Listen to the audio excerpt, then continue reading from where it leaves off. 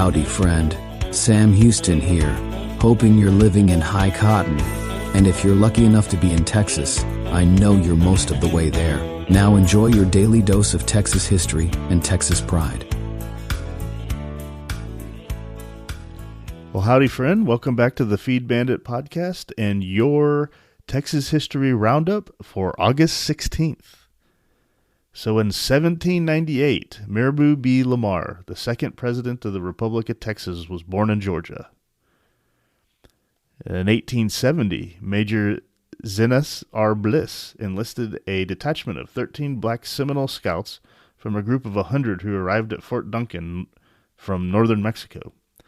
They came from mixed-blood Seminoles and blacks who migrated to Mexico to escape slave hunters. John Kibitz was sergeant of the detachment. The scouts proved invaluable in dealing with Indians and were promised land for their services, but such promises were not kept. In 1912, the last of the scouts, often referred to as Buffalo Scouts, mustered out of service, and their contributions were largely forgotten. In 1856, the Asylum for the Blind was established by the Texas Legislature and first located on Gabriel Street in Austin. In 1917, it moved to 45th and Lamar Streets, where in 1960, it was integrated and combined with the all-black Texas Blind and Deaf School. The institution is now the Texas School for the Blind and Visually Impaired.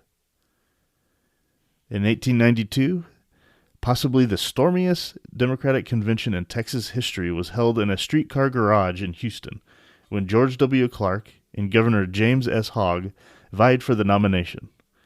The main issue was the Railroad Commission and its makeup, Clark being staunchly pro-railroad. Clark's supporters wanted to split each vote among several persons, but the Hogg-controlled executive committee declared that a vote could only be split between 2 delegates.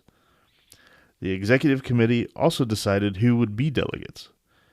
At one point, 2 people tried to preside over the convention at the same time.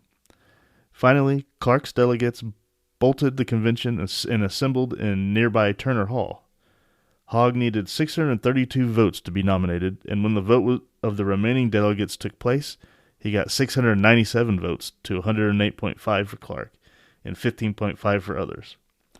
Hogg won the state election with 59% of the vote. In 1915, Galveston was largely saved from a hurricane by the seawall that had been installed after the devastating 1900 storm. The seawall, completed in 1904, was 6 miles long and 17 feet above low tide, and the roads and railways had been raised as much as 17 feet in some places. However, the losses were still major, with 275 deaths and $50 million in property damage. The storm wreaked havoc inland and almost inundated the town of St. Augustine, almost 150 miles inland, with over 18 inches of rain in 24 hours. And in 1931, the largest earthquake recorded in Texas, about a 6.0 on the Richter scale, occurred near Valentine in Jeff Davis County.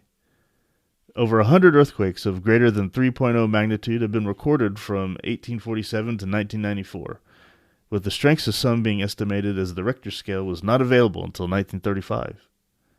In recent years, several small tremors have been attributed to fracking. Well, and that, my friend, is your Texas History Roundup for August 16th. I hope you enjoyed that, found something of interest in there. I want to thank you very much for listening, and I hope that you're going to have a wonderful day. All right, y'all take care.